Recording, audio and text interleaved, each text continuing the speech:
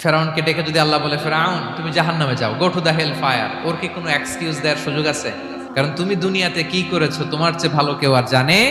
এখন প্রশ্ন হচ্ছে, কেন আল্লাহ এই পরীক্ষা নেন? কেন আল্লাহ তাআলা সূরা মুলকে বলেছেন এই পৃথিবী সাজানোর, এই জীবন মৃত্যুর এই খেলা, এটার উদ্দেশ্যটাকে আল্লাহ তাআলা স্পষ্ট করে বলেছেন। জীবন মৃত্যু দিয়ে তোমাদের জীবনকে সাজানো হয়েছে এজন্য, যাতে করে তিনি তোমাদের পরীক্ষা করতে পারেন কে কাজে ভালো, আমলে ভালো, এটা দেখার জন্য।